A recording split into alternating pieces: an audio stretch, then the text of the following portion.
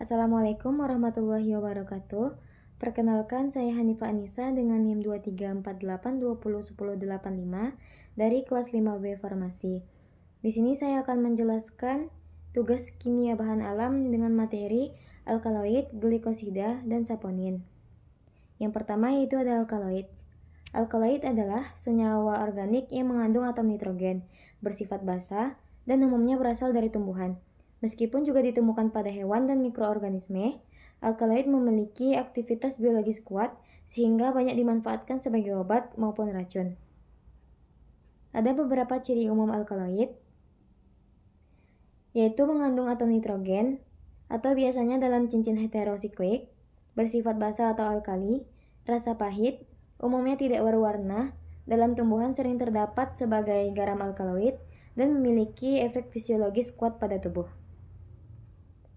Klasifikasi alkaloid. Yang pertama ada alkaloid sejati. Nitrogen berada dalam cincin heterosiklik, contohnya morfin dan atropin. Yang kedua ada protoalkaloid. Nitrogen tidak dalam cincin, contohnya ada efedrin. Yang ketiga ada pseudoalkaloid, tidak berasal dari asam amino, contohnya ada kafein dan salanin. Selanjutnya klasifikasi alkaloid berdasarkan struktur kimia.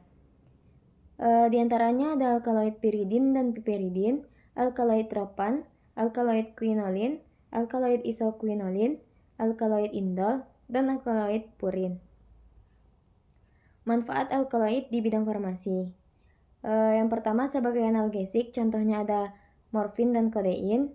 Kemudian sebagai anti malaria, contohnya ada quinina.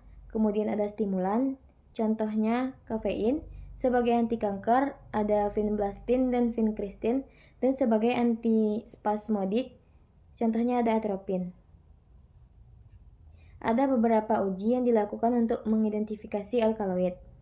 Yang pertama ada uji Mayer, kemudian uji Dragendorf, yang ketiga ada uji Wagner, dan uji Bouchardat.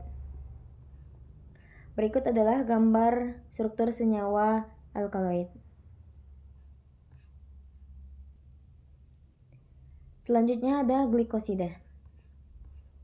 Glikosida adalah senyawa organik yang tersusun atas dua bagian utama, yaitu bagian gula atau glikon dan bagian non-gula atau aglikon, yang dihubungkan oleh ikatan glikosidik. Glikosida banyak ditemukan pada tumbuhan dan memiliki berbagai aktivitas biologis serta manfaat farmakologis. Struktur glikosida. Yang pertama ada glikon, bagian gula, biasanya berupa glukosa, ramnosa atau galaktosa. Yang kedua ada glikon atau genin, bagian non-gula yang menentukan aktivitas farmakologis. Selanjutnya ada ikatan glikosidik, yaitu ikatan antara glikon dan aglikon. Ikatan glikosidik terbentuk antara gugus hidroksil pada gula dengan gugus fungsi pada aglikon. Ikatan ini dapat terhidrolisis oleh enzim atau asam, menghasilkan gula dan aglikon bebas. Sifat umum glikosida. Umumnya berbentuk kristal atau amorf, mudah larut dalam air dan alkohol, rasanya pahit atau manis, stabil dalam keadaan kering, terhidrolisis oleh asam, basa, atau enzim tertentu. Selanjutnya ada klasifikasi glikosida. Glikosida diklasifikasikan berdasarkan struktur aglikonnya. Antara lain, yang pertama ada glikosida antraquinon, mengandung aglikon antraquinon, bersifat laksatif, contohnya ada sena dan lidah buaya, dan mekanisme kerjanya merangsang peristaltik usus. Yang kedua ada glikosida jantung. Aglikon berupa steroid, berpengaruh pada kontraksi otot jantung, digunakan dalam terapi gagal jantung, contohnya digoxin dan digitoxin. Yang ketiga ada glikosida saponin, memiliki sifat berbusa dalam air, bersifat hemolitik, digunakan sebagai ekspektoran dan imunostimulan, contohnya ada ginseng dan akar manis.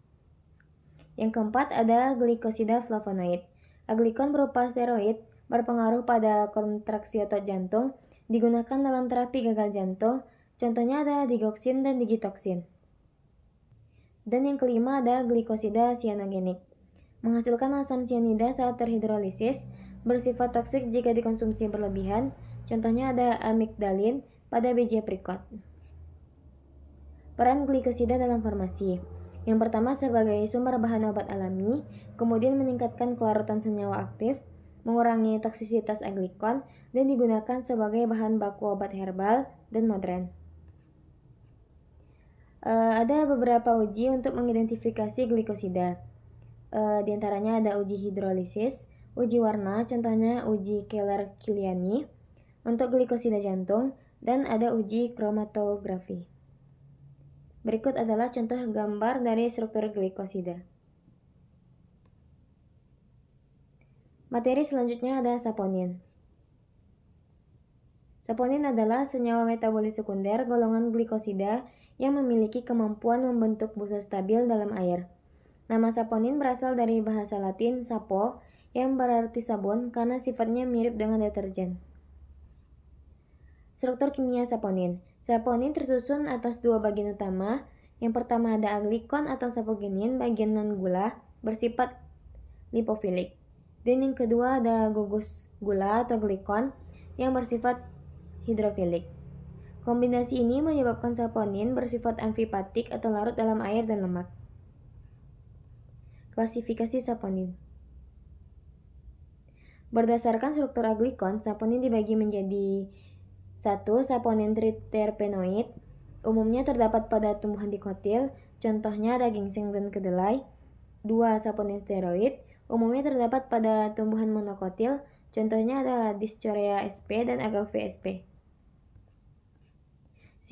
Sifat fisika dan kimia saponin.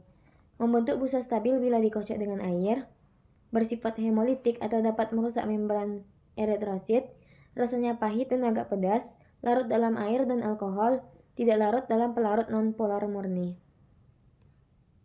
Ada beberapa uji untuk mengidentifikasi saponin. Di antaranya ada uji buih atau foam test. Sampelnya ditambah air, kemudian dikocok kuat.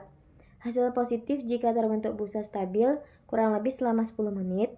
Kemudian ada uji hemolisis, menyebabkan pecahnya sel darah merah. Aktivitas farmakologi saponin. Di antaranya sebagai antiinflamasi, sebagai antimikroba, anti kanker, imunomodulator, dan penurun kolesterol.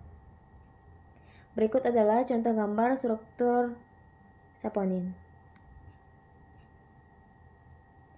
Sekian penjelasan singkat tentang alkaloid, glikosida, dan saponin. Kurang dan lebihnya saya mohon maaf. Assalamualaikum warahmatullahi wabarakatuh.